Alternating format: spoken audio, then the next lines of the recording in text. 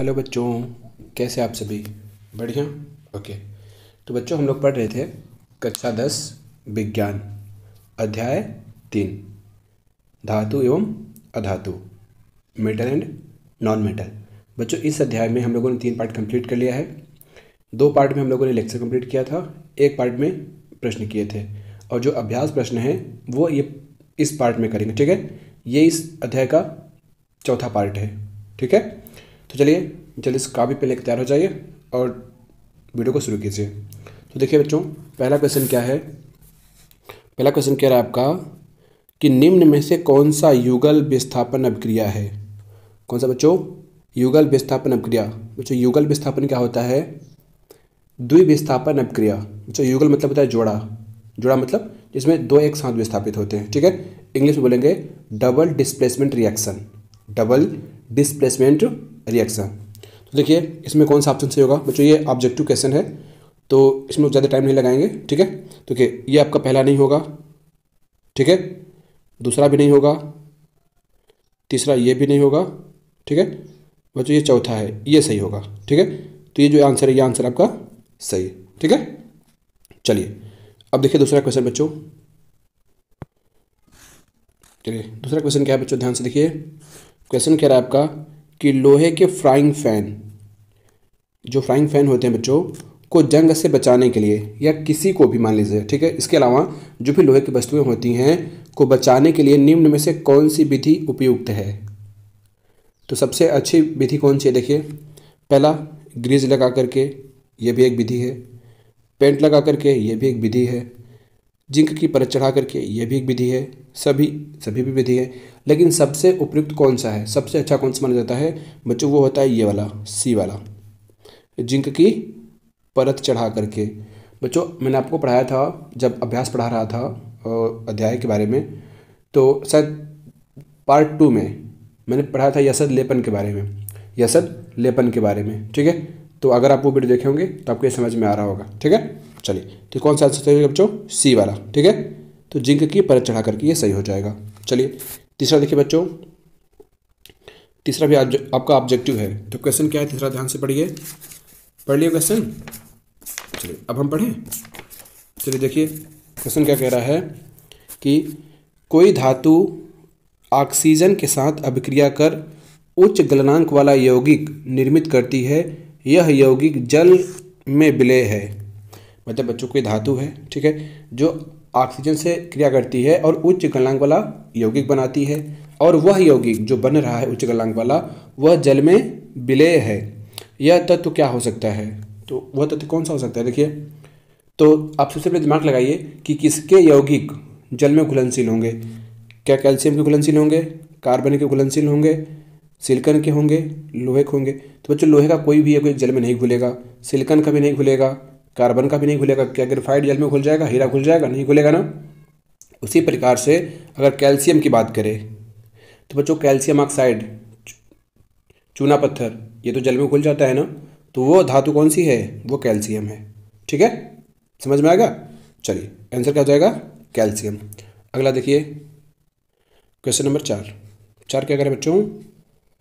4 कह रहा है कि खाद्य पदार्थ के डिब्बों पर, बेटा जो मार्केट में चीज़ें आती हैं खाने के लिए, उनके जो डब्बे होते हैं, ठीक है, उन डब्बों पर जिंक की बजाय टीन का लेप होता है, क्यों? तो जो डब्बे आते हैं खाने वाली चीज़ों के, उन पे जिंक की बजाय टीन का लेपन होता है, ऐसा क्यों होता है वो पूछ रहा है। तो आपके पास देखिए ऑप्शन है, टीन की अपेक्षा जिंक महंगा है, क्या ये रीज़न है? टीन की अपेक्षा जिंक का गलनांक अधिक है, या टीन की अपेक्षा जिंक अधिक अभिक्रियाशील है, या टीन की अपेक्षा जिंक कम अभिक्रियाशील है? तो बच्चों, इसका आंसर जो होगा वो सी होगा आपका। क्या होगा? सी। टीन की अपेक्षा जिंक अधिक अभिक्रियाशील है। और बच्चों, हमको तो वो लेना है कि जो कम क्रियाशील हो। अगर कम क्रियाशील होगा तो कम रिएक्शन करेगा, और कम जल्दी वो खराब होंगी चीज़ें। ठीक है ना। तो जो टीन है वो आपका कम क्रियाशील होता है, किससे? जिंक की अपेक्षा, इसलिए हम लोग टीन का यूज़ करते हैं। ठीक है, चलिए अगला देखिएगा बच्चों, क्वेश्चन नंबर 5। बच्चों ऑब्जेक्टिव खत्म हो गया अब। ठीक है, अब 5वां क्वेश्चन देखिए। क्वेश्चन क्या कह रहा है, तो पढ़िए कि आपको एक हथौड़ा दिया जाता है, एक बैटरी दी जाती है, एक बल्ब, तार एवं स्विच दिया गया है। इतना चीज़ आपको दी गई हैं, ठीक है। क्या क्या? हथौड़ा, बैटरी, बल्ब, तार एवं स्विच, ठीक है। अब आपसे पूछ रहा है कि ए, इनका उपयोग कर धातुओं एवं अधातुओं के नमूनों के बीच आप विभेद कैसे कर सकते हैं। बच्चों, जो भी सामग्री आपको दी गई है तो इससे कह रहा है कि आप धातु और अधातु के सैंपल को कैसे अलग कर सकते हैं। आप कैसे बता सकते हैं कि ये धातु है, ये अधातु है, इनके उपयोग करके, इनका उपयोग करके, ठीक है। दूसरा कि धातुओं एवं अधातुओं में विभेदन के लिए इन परीक्षण को उपयोगिता का आकलन कीजिए। जब आपने परीक्षण किया है कि ये धातु अधातु है तो उसका आपको आकलन भी करना है, ठीक है। चलिए आंसर लिखिए बच्चों। आंसर में लिखिएगा ए वाले का, ठीक है, कि हथौड़े से पीटकर धातु की पतली चादर प्राप्त होती है। तो बेटा आप जानते हो कि कोई भी धातु हो, अगर उसको हम पीटेंगे तो वो कैसी हो जाती है, वो चौड़ी हो जाती है, पतली हो जाती है, सीट बन जाती है, ठीक है। लेकिन जो अधातुएं होती हैं उनमें ऐसा नहीं होता है। उनमें क्या होता है, देखिए, उनमें होता है कि जब कि अधातु भंगुर होती हैं। बेटा भंगुर क्या होता है? अंगूर नहीं, भंगुर। तो देखिए भंगुर क्या होता है? भंगुर एक गुण है, ठीक है, जो अधातु में पाया जाता है। देखिए उसमें होता क्या है कि जब हम अधातुओं को पीटते हैं, ठीक है, तो वो चौड़ी नहीं होती हैं, वो पतली सीट नहीं बनती हैं, वो टूट जाती हैं। क्या हो जाती हैं? टूट जाती हैं, ठीक है। अतः छोटे छोटे टुकड़ों में बिखर जाएंगी। कौन? अधातुएं। और इस गुण को क्या कहते हैं? भंगुर, ठीक है ना, समझ गए। चलिए दूसरा देखिएगा, परीक्षण ही है तो हथौड़ा का प्रयोग करके पीट के पता कर लिए, लेकिन जो बैटरी, तार और ये बल्ब दिया हुआ है, स्विच दिया हुआ है, इसका भी इस्तेमाल करके पता करेंगे, ठीक है ना। तो देखिए कैसे करेंगे कि विद्युत परिपथ द्वारा सर्वप्रथम बल्ब, बैटरी, तार तथा स्विच का उपयोग कर निम्न परिपथ बनाइए। जो निम्न परिपथ मतलब ये जो आपको इमेज में दिख रहा है, कौन सा इमेज? यहाँ देखिए ये इमेज, ठीक है। तो ये इमेज आपको बनाना है इस तरीके से। देखिए ये बैटरी हो गई आपकी, बल्ब हो गया, स्विच हो गया, और ये क्या हो गया? एक क्लिप लगा हुआ है, ठीक है। इस क्लिप के बीच में हम लोग लोहा और वो धातु अधातु रखेंगे, ठीक है, जो भी आपको सैंपल मिलेगा, क्योंकि मुझे नहीं पता कौन सा सैंपल धातु कौन सा धातु है, तो वो सैंपल यहाँ पर रखा जाएगा, ठीक है। चलिए देखिए आगे क्या कह रहा है कि कहाँ तक लिखे थे आप लोग? बनाइए, ठीक है। इसके बाद बारी बारी से धातुओं और धातुओं के दिए गए नमूनों को विद्युत परिपथ में क्लिप में, कहाँ मैंने जहाँ बताया क्लिप में लगाकर स्विच को ऑन करते रहे। हम पाते हैं कि धातुओं की स्थिति में बल्ब जलने लगता है, जबकि अधातुओं के साथ बल्ब नहीं जलता है। तो बेटा आपको पता होगा कि जो धातुएं होती हैं उनमें विद्युत का प्रवाह होता है, वो विद्युत के सुचालक होते हैं। लेकिन बेटा जो अधातुएं होती हैं वो विद्युत के सुचालक नहीं होती हैं, तो बल्ब नहीं जलेगा और धातु होगा तो जलेगा, ठीक है। चलिए परीक्षण कर लीजिए। देखिए इसमें लिखिएगा कि ज़्यादा उपयुक्त तरीका है क्योंकि ए वाला ज़्यादा उपयुक्त तरीका है क्योंकि ग्रेफाइट एक अधातु है। क्या बच्चों? अधातु। ग्रेफाइट बच्चों वो आपको जो पेंसिल होती है ना, उसका जो लीड होता है उसको हम लोग, वो किसका होता है? वो ग्रेफाइट का होता है। और ग्रेफाइट क्या होती है? कार्बन का एक अपरूप है, ठीक है। वो आपको अगले चैप्टर में पढ़ाया जाएगा अपरूप के बारे में, ठीक है। तो ये हो गया। आगे लिखिए कि परंतु विद्युत का सुचालक है। देखिए बेटा यहाँ कह रहा है कि जो आपका ग्रेफाइट है वो अधातु है, लेकिन फिर भी क्या है? विद्युत का सुचालक है। वहाँ पे तो ये मिशन फेल हो जाएगा, ये वाली चीज़ें, बैटरी तार वाला सिस्टम। तो इसलिए ज़्यादा उपयुक्त तरीका कौन सा है? ए वाला है, थोड़े से पीट कर वाला, ठीक है ना। इसके साथ भी बल्ब जलने लगेगा, लेकिन सभी अधातुएं भंगुर होती हैं। अब उनकी कुछ तो क्वालिटी होगी ना। अब ऐसा नहीं कि सारी क्वालिटी धातु उसमें मिलने लगेगी। अगर एक मिल गई है तो जरूरी नहीं कि सारे मिले, ठीक है। चलिए तो समझ में आ गया बच्चों आपको? ये सारा सिस्टम आपने समझ लिया कि आपको यहाँ क्लिप में क्या करना है कि जो भी आपको सैंपल मिला गया है, चाहे वो धातु को या धातु को हो, तो मुझे नहीं पता, आपको नहीं पता, तो आप यहाँ पे रखेंगे। अगर वो धातु होगी तो ये बल्ब जलने लगेगा, ठीक है। अगर वो अधातु होगी तो बल्ब नहीं जलेगा, ठीक है। चलिए अगला क्वेश्चन देखिए बच्चों, क्वेश्चन नंबर 6। ये छठा क्वेश्चन क्या कर रहा है कि उभयधर्मी ऑक्साइड क्या होते हैं? उभयधर्मी ऑक्साइड क्या होते हैं? 2 उभयधर्मी ऑक्साइडों का उदाहरण दीजिए। तो बच्चों उभयधर्म का मतलब क्या होता है? बच्चों उभयधर्म का मतलब होता है कि उसमें 2 गुण दिखते हों। कितने? 2 गुण। ठीक है, चलिए समझिए, आंसर लिखिएगा इसका कि ऐसे धातु ऑक्साइड जो अम्ल तथा क्षारक दोनों से अभिक्रिया करके लवण तथा जल प्रदान करते हैं उभयधर्मी ऑक्साइड कहलाते हैं। जो देखिए ऑक्साइड 2 प्रकार के होते हैं, या तो अम्लीय ऑक्साइड होंगे या तो क्षारीय ऑक्साइड। लेकिन ऐसे ऑक्साइड जो अम्ल और क्षार दोनों से अभिक्रिया करके क्या देते हो, लवण और जल, उनको हम लोग क्या कहेंगे बच्चों, क्या कहेंगे, उभयधर्मी ऑक्साइड, न कि अम्लीय ऑक्साइड या क्षारीय ऑक्साइड। ठीक है, क्रिया दोनों से कर रहे हैं तो हम लोग क्या कहेंगे, उभयधर्मी। उभयधर्म उनका दोनों से क्रिया कर रहे हैं, 2 धर्म दिखा रहे हैं। ठीक है, तो एग्जाम्पल देख लीजिए, 2 एग्जाम्पल देख लीजिए, एल्युमिनियम ऑक्साइड Al2O3, ठीक है, और जिंक ऑक्साइड। ये जो क्या है, ऑक्साइड है ना, तो यही कह रहा है ये 2 ऑक्साइड हैं जो कैसे हैं, उभयधर्मी ऑक्साइड हैं। ये अम्ल से भी क्रिया कर लेंगे और क्षार से भी। ठीक है, चलिए क्वेश्चन नंबर 7 देखिए। 7 क्या कह रहा है कि 2 धातुओं के नाम बताइए जो तनु अम्ल से हाइड्रोजन को विस्थापित कर देंगी तथा 2 धातुओं जो ऐसा नहीं करती हैं। बच्चों इसके लिए आपको सिंपल पता होना चाहिए कि रिएक्टिविटी सीरीज, अगर आपको रिएक्टिविटी सीरीज याद है तो ये क्वेश्चन बहुत ही नॉर्मल है। ठीक है ना, अगर आपको नहीं याद है तो आपके लिए बहुत मुश्किल हो सकता है, इसलिए आपको रिएक्टिविटी सीरीज याद होना चाहिए। अगर आपको नहीं याद है, नहीं पता है, तो इस वीडियो के डिस्क्रिप्शन में एक लिंक दिया हुआ है, आप उसको जाकर एक बार देख लीजिएगा। ठीक है, 5 मिनट की वीडियो है, आप एक बार देख लीजिए, लाइफ टाइम के लिए आपको याद हो जाएगा रिएक्टिविटी सीरीज। ठीक है, तो चलिए देखिए आंसर लिखिएगा, मैग्नीशियम और कैल्शियम, मैग्नीशियम और कैल्शियम धातुएं तनु अम्ल से हाइड्रोजन को विस्थापित कर देंगी। क्यों? क्योंकि ये हाइड्रोजन से ऊपर आती हैं। हाइड्रोजन कहाँ आती हैं? ऊपर आती हैं। ठीक है, जबकि कॉपर और सिल्वर धातुएं हाइड्रोजन को विस्थापित नहीं कर पाएंगी क्योंकि ये धातुएं हाइड्रोजन से कम अभिक्रियाशील हैं। इसका मतलब ये जो सीरीज है आपकी रिएक्टिविटी सीरीज, उसमें हाइड्रोजन से नीचे होते हैं। ठीक है, चलिए समझ में आ गया। चलिए क्वेश्चन नंबर 8 देखिए। 8 क्या कह रहा है कि किसी एम धातु, बच्चों एक धातु है, नाम नहीं पता, किसी एम धातु के विद्युत अपघटनी परिष्करण में आप एनोड, कैथोड एवं विद्युत अपघट्य किसे बनाएंगे। ठीक है, कोई धातु है उसका परिष्करण हो रहा है, तो आपसे पूछ रहा है कि बताइए उसमें आप विद्युत अपघटनी परिष्करण में आप एनोड किसको बनाएंगे, कैथोड किसको बनाएंगे और विद्युत अपघट्य किसे बनाएंगे। तो इसका आंसर लिखिए बच्चों कि धातु एम के लिए विद्युत अपघटनी परिष्करण के लिए, ठीक है, पहला कि अशुद्ध धातु एम का क्या बना लेंगे, एनोड बना लेंगे। ठीक है, और शुद्ध धातु एम की पतली पर जो पट्टी बनी उसको हम क्या बना लेंगे, कैथोड बना लेंगे। ठीक है, और विद्युत अपघट्य किसका होगा, इसी एम विलयन का, एम धातु का अम्लीकृत लवण विलयन होगा।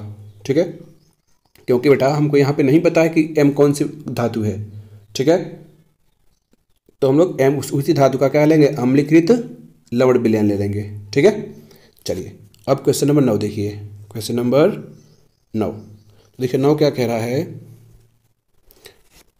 प्रत्यूष ने, बच्चों आप ही जैसा प्यारा सा लड़का है, ठीक है, जो पढ़ने बहुत अच्छा है, प्रत्यूष ने सल्फर चूर्ण को स्पैचुला में लेकर, बच्चों स्पैचुला मतलब चम्मच होता है ना, वो चम्मच में लेकर उसे गर्म किया। चित्र के अनुसार एक परख नली को उल्टा करके उसने उत्सर्जित गैस को एकत्रित कर लिया। बच्चों ये डायग्राम देख लीजिए, ये ठीक है, कुछ इस तरीके से ये डायग्राम देख रहे हैं आप लोग ना, इस तरीके से। ये प्रत्यूष का हाथ है और ये भी उसका हाथ है। ठीक है, क्या किया उसने कि एक चम्मच लिया है, इस स्पैचुला, इसमें क्या लिया है, सल्फर का चूर्ण लिया हुआ है। ठीक है, जो चूर्ण मतलब पाउडर के रूप में, इसको गर्म किया, बर्नर की सहायता से क्या किया, गर्म किया, और गर्म करने के बाद जो गैस इसमें निकली उसने क्या किया कि इस परख नली को उल्टा करके उसने इस गैस को इकट्ठा कर लिया। ठीक है, जब इकट्ठा कर लिया तो क्या होगा, अब क्वेश्चन जो पूछ रहा है उसका आंसर दीजिएगा। देखिए क्वेश्चन क्या पूछ रहा है कि उत्सर्जित गैस की क्रिया क्या है, गैस की क्रिया क्या होगी, दूसरा नहीं सॉरी पहला ही है। ठीक है, इसमें पहले 2 ऑप्शन दिया हुआ है कि सूखे लिटमस पत्र पर क्या होगी, और दूसरा आर्द्र लिटमस पत्र पर क्या बच्चों, ये आर्द्र है, क्या है, आर्द्र। आर्द्र मतलब होता है गीला। तो जब जो गैस बनी है, जो इसमें इकट्ठा हुई है इस परख नली में, वो सूखे लिटमस पर क्या प्रभाव करे डालेगी और गीले पर क्या प्रभाव डालेगी। ये तो पहला क्वेश्चन था। दूसरा क्वेश्चन देखिए कैसे का, कि ऊपर की अभिक्रिया के लिए संतुलित रासायनिक समीकरण लिखिए।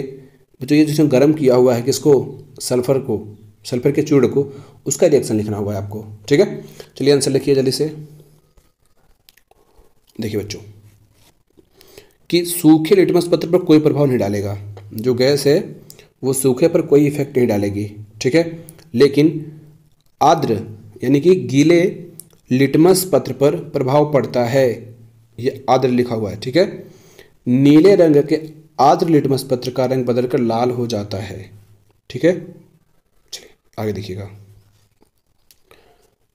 रिएक्शन देख लीजिए बच्चों। उसने क्या लिया हुआ है, सल्फर का चूर्ण लिया हुआ है।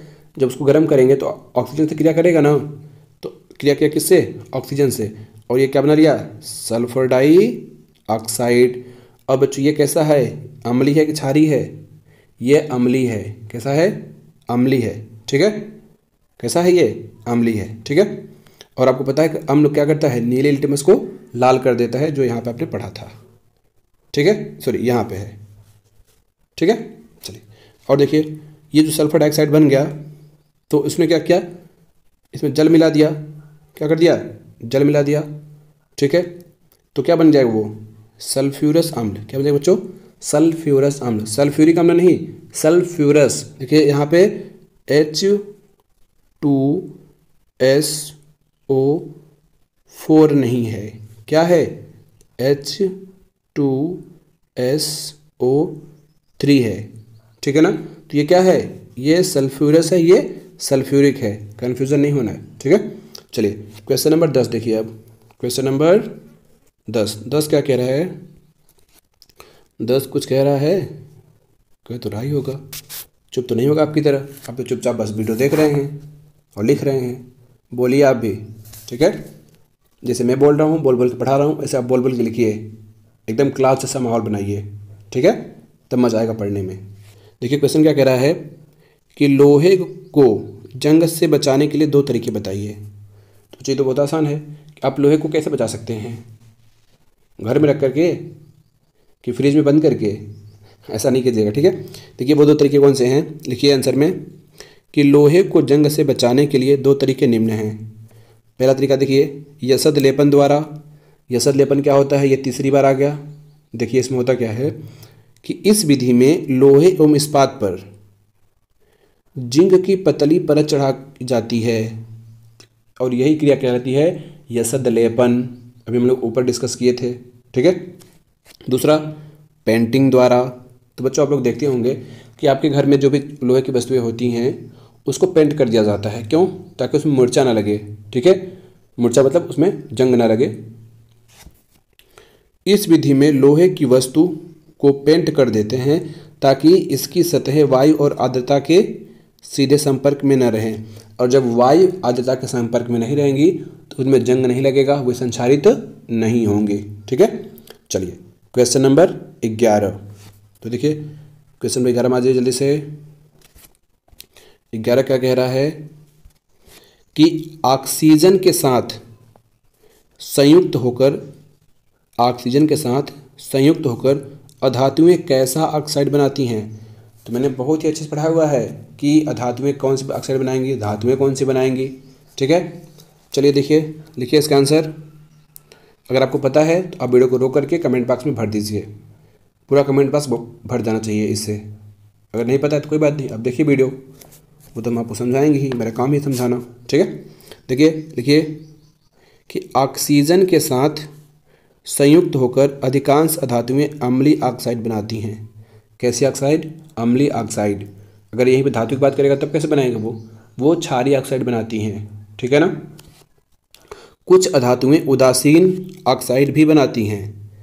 जो धातुएं होती हैं वो केवल क्षारीय ऑक्साइड बनाती हैं। ठीक है, लेकिन जो आपकी अधातुएं होती हैं वो अम्लीय ऑक्साइड बनाती हैं, लेकिन कुछ ऐसी भी होती हैं जो उदासीन ऑक्साइड बनाती हैं। ठीक है, देखिए एग्जाम्पल देखिए, अम्लीय ऑक्साइड कौन कौन बनाएंगी, सल्फर हो गया, कार्बन हो गया, नाइट्रोजन हो गया। ये कैसे बनाएंगी, कैसे बनाएंगे बताइए? ये कैसी हैं? ये अम्लीय हैं, ठीक है ना। अभी ऊपर तो पढ़ाई थी सल्फर डाइऑक्साइड के बारे में, ठीक है। और उदासीन ऑक्साइड H2O, जल आपका उदासीन है, ठीक है। क्यों? ये हाइड्रोजन क्या है? अधातु है ना। अधातु क्रिया किससे किया? ऑक्सीजन से, बना लिया क्या? जल। जल क्या है? उदासीन है। उसी प्रकार से CO है, देखिए एक है CO, ये क्या है आपका? CO। ये क्या है? ये CO2 है, ये क्या है? CO।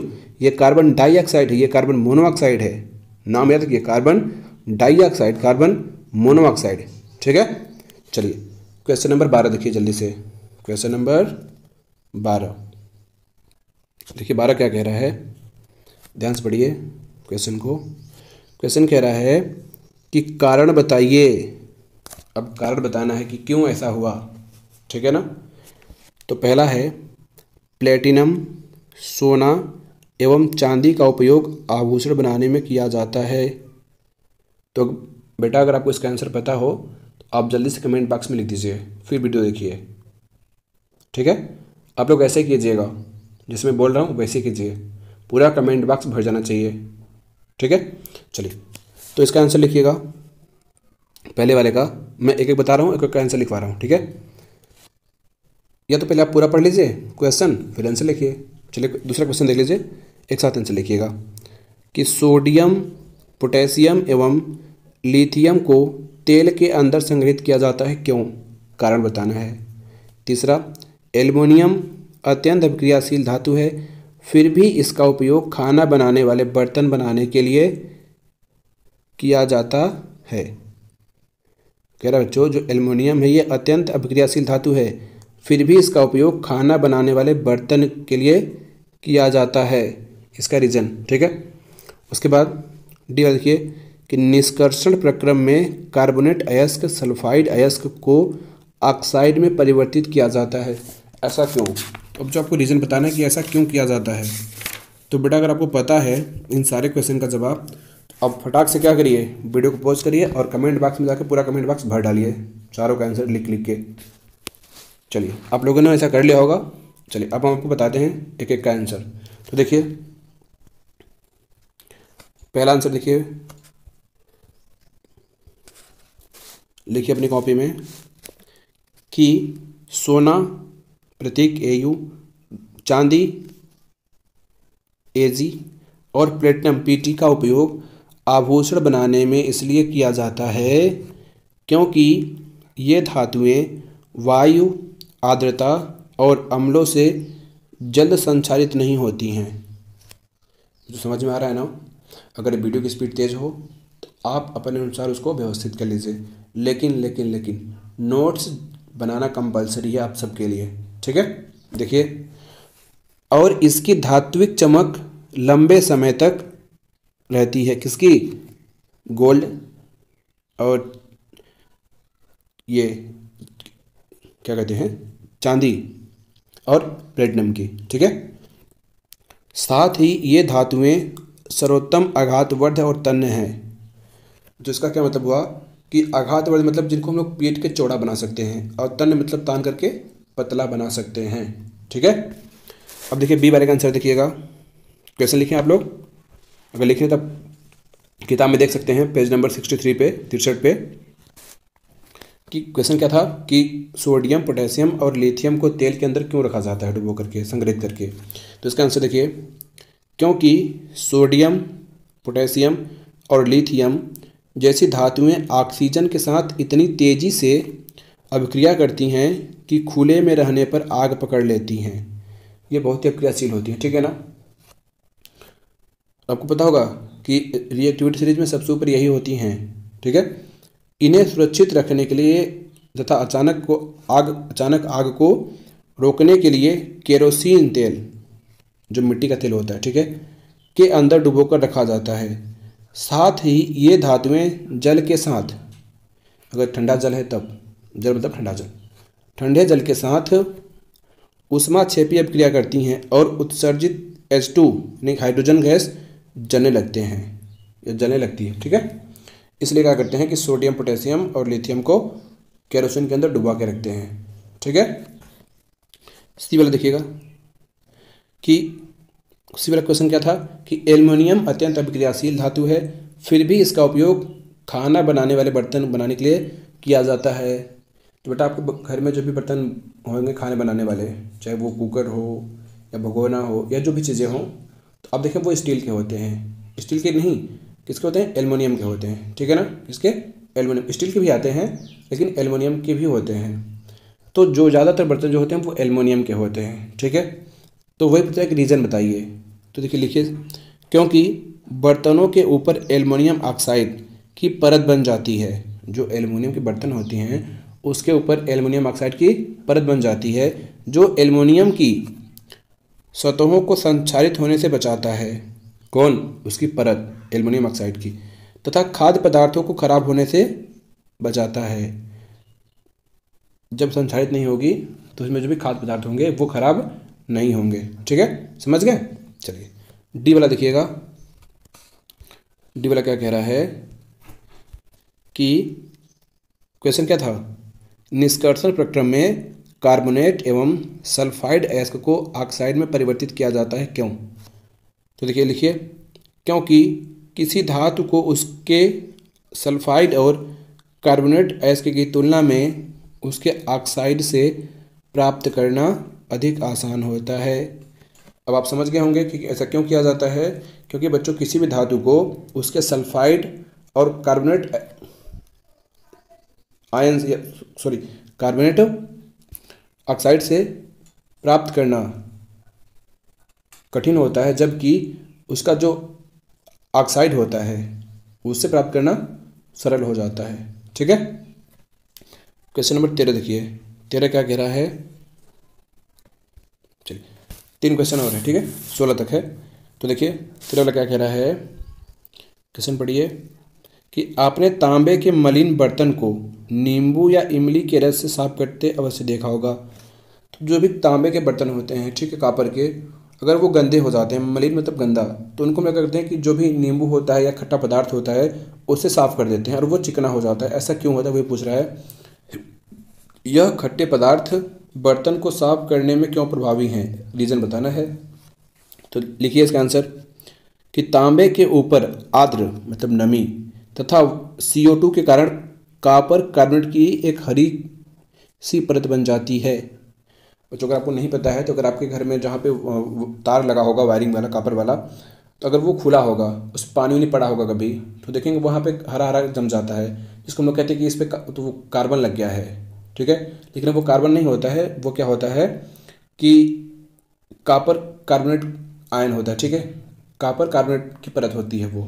ठीक है, जो क्या होती है कि उस तार पे क्या होती है, जम जाती है। ठीक है, और वो किस कलर की होती है? हरे कलर की होती है। ठीक है, जो क्षारकी प्रकृति की होती है। कैसी होती है? क्षारकी प्रकृति की होती है। इसलिए जब इसे नींबू या इमली के रस से साफ करते हैं तो इसमें मौजूद अम्ल क्षारक को उदासीन कर देता है। ठीक है बच्चों, जो आपका वो था तांबा, तो उसमें वो उसकी प्रकृति कैसी थी? क्षारकी थी। लेकिन जब अम्ल से हम लोग उसकी क्रिया करा देंगे तो क्या होगा? वो अम्ल क्षार मिलकर क्या हो जाएगा? उदासीन हो जाएगा। ठीक है, और बर्तन क्या हो जाता है? साफ हो जाता है। ठीक है, देखिए कॉपर कार्बोनेट प्लस साइट्रिक अम्ल, ये बच्चों क्षारी होगा, ये अम्ल है तो अम्ली होगा। ठीक है, जो ये साइट्रिक अम्ल नींबू में पाया जाता है। ठीक है, खट्टे पदार्थों में जैसे आंवला होगा उसमें पाया जाता है साइट्रिक अम्ल। ठीक है, तो क्या हो जाएगा? कॉपर साइट्रेट बन जाएगा, CO2 और H2O। ये क्या? ये उदासीन है आपका। ठीक है ना, उदासीन लवण है ये, समझ गए? चलिए क्वेश्चन नंबर 14 देखिए। 14 क्या कह रहा है? ये देखिए 14। ठीक है, बड़ा आसान सा क्वेश्चन है, आप लोग तो कर लेंगे, पढ़ाया है आपको कई बार। रासायनिक गुणधर्मों के आधार पर धातुओं एवं धातुओं में विभेद कीजिए। तो बच्चों विभेद मतलब होता है दोनों में डिफरेंस आपको बताना है, दोनों में अंतर बताना है, क्या अंतर है दोनों में। ठीक है, देखिए पहला है धातु, लिखिएगा एक साइड अधातु। ठीक है, तो इसमें पहला पॉइंट लिखिएगा, पॉइंट करके, कि धातुएं क्षारकी ऑक्साइड बनाती हैं। मैंने आपको कई बार बता दिया है, अभी इसी पार्ट में एक बार बताया हुआ है। ठीक है, लेकिन जो अधातुएं होती हैं वो अम्लीय या उदासीन ऑक्साइड बनाती हैं। अभी हम लोग ऊपर देखे थे कि वो कैसे बनाते हैं, अम्लीय और उदासीन। CO2 हो गया, NO2 हो गया, और क्या कहते हैं SO2 हो गया, ये अम्लीय थे। और उदासीन की बात करें तो H2O हो गया, CO हो गया। तो दोनों टाइप के बनाते हैं ना, लेकिन आपको जो ये होते हैं ये केवल कैसे बनाते हैं, ये क्षारीय ऑक्साइड बनाते हैं। ठीक है, जैसे आपका MgO हो गया, CaOH का होल ट्वाइस हो गया, इस तरीके से। ठीक है, इसमें लिखिए दूसरा पॉइंट कि धातुएं तनु HCl या तनु H2SO4 से अभिक्रिया कर H2 गैस मुक्त करती हैं। कौन? धातुएं, क्योंकि हाइड्रोजन को विस्थापित कर देती हैं। कौन? ये HCl और H2SO4। लेकिन जो बच्चों अधातुएं होती हैं, अधातुएं तनु HCl या तनु H2SO4 से अभिक्रिया नहीं करती, क्योंकि हाइड्रोजन को विस्थापित नहीं कर सकती हैं। ठीक है, समझ में आ गया? चलिए तीसरा देखिए, धातुएं अपचायक होती हैं। क्या होती हैं? अपचायक। तो इसका क्या होगा, इसमें जैसे अपोजिट होगा, तो अधातुएं क्या होंगी? उपचायक होंगी। अब अपचायक या उपचायक क्या होता है, अगर आपको नहीं पता है तो कमेंट बॉक्स में कमेंट कीजिए, मैं आपको रिप्लाई करूँगा। ठीक है, चलिए अगला देखिएगा, चौथा पॉइंट लिखिए इसमें कि धातुएं इलेक्ट्रॉन त्याग कर पॉजिटिव आयन देती हैं। तो बच्चों आप एक बात याद रखिए कि जो भी तत्व अगर इलेक्ट्रॉन त्याग कर धनायन बनाता है तो वो धातु है। ये एक इम्पोर्टेंट डिफिनेशन है, या कह सकते हैं कि पहचानने का तरीका है कि जो धातुएं या जो तत्व इलेक्ट्रॉन त्याग कर धनायन बनाने की प्रवृत्ति रखते हैं उन्हें धातु कहते हैं। जस्ट इसका अपोजिट क्या हो जाएगा कि अधातुएं इलेक्ट्रॉन ग्रहण कर निगेटिव आयन बनाती हैं। समझ गए आप लोग? जैसे क्लोरीन है तो ये एक इलेक्ट्रॉन लेकर के क्या बनाता है, एक निगेटिव आयन बनाता है। सोडियम एक देकर के एक पॉजिटिव बनाता है, Na+ बना लेता है। ठीक है, चलिए अगला देखिए, पांचवा, धातुएं जल या भाप से हाइड्रोजन को विस्थापित कर देती हैं। लेकिन जो अधातुएं हैं, देखिए इसमें कि अधातुएं जल या भाप से अभिक्रिया नहीं करती, अतः हाइड्रोजन को जल से विस्थापित नहीं करती हैं। इसका जस्ट अपोजिट में लिखा जाएगा।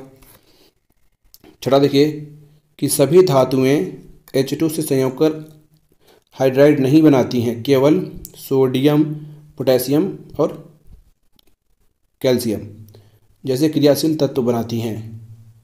लेकिन सभी धातुएं H2 से संयोग कर हाइड्राइड बनाती हैं। समझ गए आप लोग? चलिए अब क्वेश्चन नंबर 15 और 16, बस 2 क्वेश्चन बचा हुआ है। ठीक है, चलिए देखिए क्वेश्चन नंबर 15। तो 15 क्या कह रहा है बच्चों? क्वेश्चन बहुत लंबा सा है, आंसर छोटा सा होगा।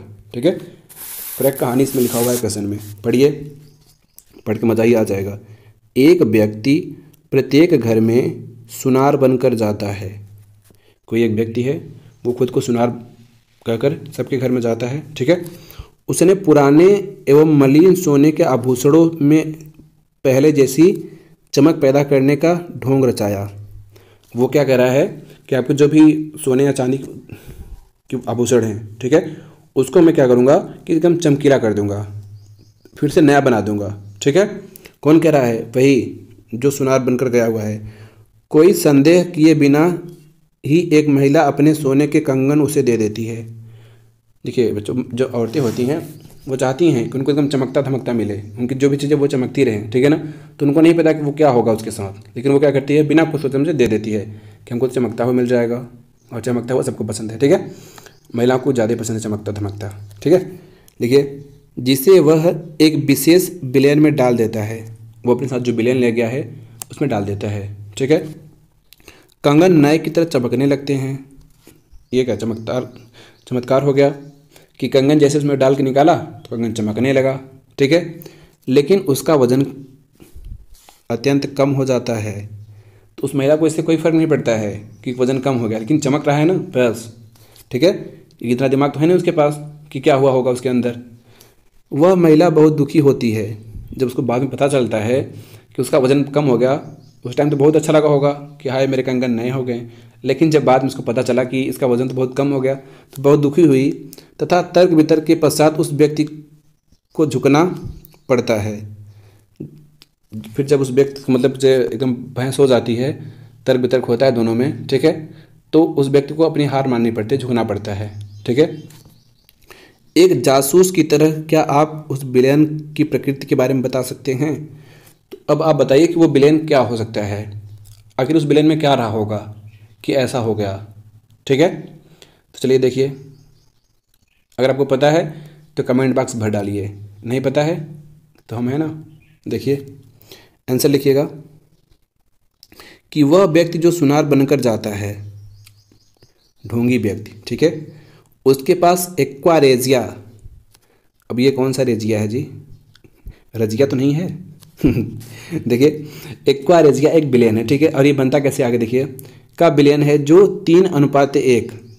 बच्चों 3:1 का मतलब समझ रहे हैं ना कि 3 भाग इसका और 1 भाग इसका। किसका, देखिए 3 भाग जो होगा वो सांद्र HCl होगा, सांद्र मतलब गाढ़ा, HCl हाइड्रोक्लोरिक एसिड, और सांद्र HNO3 नाइट्रिक एसिड। 3 भाग क्या होगा, हाइड्रोक्लोरिक एसिड होगा, 1 भाग क्या होगा, नाइट्रिक एसिड। अम्ल का ताज़ा मिश्रण होता है, एकदम ताज़ा ताज़ा एकदम फ्रेश माल लेके जाता है ताकि एकदम चौचक सोना निकाल ले, ठीक है। इसमें सोने को गलाने की क्षमता होती है, ठीक है, जो ये एक्वारेजिया विलेन होता है इसमें सोने को गलाने क्या होती है, क्षमता होती है, कैपेसिटी होती है कि सोने को गला देगा, ठीक है, जिसके कारण कंगन चमकने लगते हैं लेकिन उसका वजन कम हो जाता है। तो अब आप समझ गए ना, अगर आपके यहाँ कभी कोई ऐसा है तो ऐसा बिल्कुल मत करने दीजिएगा, ठीक है ना। चलिए अब लास्ट क्वेश्चन देखिए बच्चों, लास्ट क्वेश्चन क्या है कि गर्म जल का टैंक बनाने में तांबे का उपयोग होता है परंतु इस्पात लोहे का एक मिश्रण है, ठीक है, लोहे की मिश्र धातु का नहीं, इसको या इसका कारण बताइए, ऐसा क्यों होता है आपको बताना, ठीक है। तो लिखिए इसका आंसर लिखिए जल्दी से। ऐसा इसलिए क्योंकि कापर उष्मा का सुचालक होता है। कापर का इस्तेमाल क्यों होता है, क्यों, क्योंकि कापर उष्मा का क्या है, सुचालक है, जबकि इस्पात लोहे का एक मिश्र धातु है जो उष्मा का अच्छा चालक नहीं होता है। साथ ही कापर जल से अभिक्रिया नहीं करता, जबकि इस्पात में जल से अभिक्रिया होती है और जंग लग जाती है। तो बच्चों 2 रीज़न है, एक रीज़न क्या है कि जो कापर है वो उष्मा का सुचालक है लेकिन जो आपका इस्पात है वो अच्छा सुचालक नहीं है, पहला रीज़न। दूसरा रीज़न कि जो आपका इस्पात है वो जल से क्रिया कर लेगा और जब जल से क्रिया करेगा संक्षारित हो जाएगा, जंग लग जाएगा, मूर्छा लग जाएगा, खराब हो जाएगा, लेकिन जो आपका कापर है वो जल से क्रिया नहीं करता है, संक्षारित नहीं होता है। तो बच्चों आई होप आपको पूरा चैप्टर बहुत अच्छे समझ में आ गया होगा। तो बच्चों ये चैप्टर समाप्त होता है। अब हम लोग अगले वीडियो में यानी कि अगले पार्ट को लेकर आएंगे, पार्ट 4, ठीक है, अध्याय 4। तो बच्चों ये वीडियो कैसी लगी कमेंट करके ज़रूर बताएं, वीडियो को लाइक करें, शेयर करें, अगर आप चैनल पे नए हो तो चैनल को सब्सक्राइब करके बेल आइकन प्रेस कर लें। मिलते हैं नेक्स्ट वीडियो में, तब तक के लिए बाय बाय, टेक केयर।